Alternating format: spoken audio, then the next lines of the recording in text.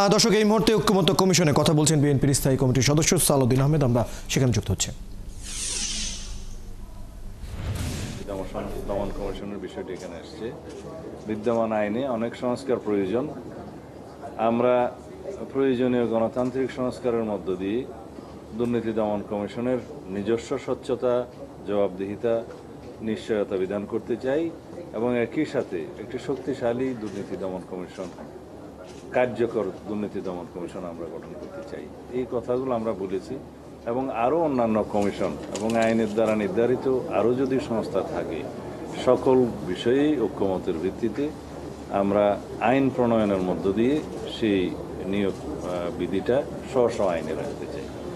কারণ আমরা রাষ্ট্রের মধ্যে ভারসাম্য প্রতিষ্ঠার জন্য নির্বাহী বিভাগ, বিচার বিভাগ এবং বিচার বিভাগ এবং আইনসভা, নির্বাহী বিভাগ, বিচার বিভাগ এবং আইনসভা সবগুলো একটা ভারসাম্যমূলক কর্মকাণ্ড বা ভারসাম্যমূলক একটা রাষ্ট্র ব্যবস্থা প্রতিষ্ঠা করতে চাই এবং সকল বিভাগের যার আওতাধীন স্বাধীনভাবে আইন অনুগ কর্মকাণ্ড যাতে পরিচালনা করতে পারে সেই ব্যবস্থাটা আমরা প্রতিষ্ঠা করতে চাই।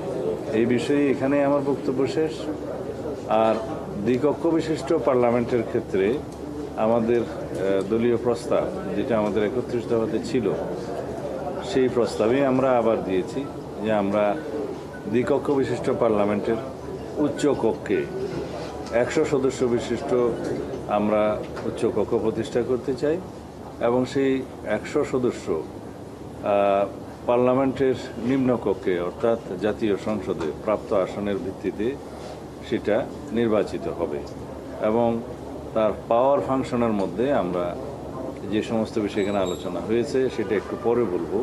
তার আগে গঠন প্রক্রিয়ার মধ্যে আমরা এখনও একমত হতে পারিনি, কারণ এখানে বিভিন্ন রকম প্রস্তাব এসছে। পপুলার ভোটের সংখ্যানুপাতে নেয়ার প্রস্তাব এসছে, ওর মধ্যে 50% পপুলার ভোটে আর 50% নির্ধারিত বিভিন্ন ক্যাটাগরির, যেমন এখানে রাষ্ট্রবিজ্ঞানী, সমাজবিজ্ঞানী, মানবাধিকার কর্মী, নারী এবং সমাজের পিছিয়ে পড়া অংশ থেকে বিভিন্ন শ্রেণী, বিভিন্ন পেশার মানুষের মধ্য থেকে নেয়ার বিষয়ে একটা আলোচনা এসছে। তো এগুলো এখনও পর্যন্ত আলোচনা নিষ্পত্তি হয়নি। তো সুতরাং এখানেই সেটা নিষ্পন্ন রয়ে গেল। আমরা দ্বিকক্ষ বিশিষ্ট পার্লামেন্ট প্রতিষ্ঠার জন্য একমত, 100 সদস্য বিশিষ্ট পার্লামেন্ট সেই উচ্চকক্ষ প্রতিষ্ঠা হোক সেই বিষয়ে একমত। তবে নির্বাচন প্রক্রিয়া কীভাবে হবে সেই বিষয়ে যদি কোনো আরও সুন্দর প্রস্তাব আসে, গ্রহণযোগ্য প্রস্তাব আসে দেশের স্বার্থে, জনগণের স্বার্থে, আমরা সেটা বিবেচনা করব। কিন্তু সেরকম কোনো প্রস্তাব এখনও পর্যন্ত উঠে আসেনি। এই হচ্ছে দ্বিকক্ষ বিশিষ্ট পার্লামেন্টের বিষয়।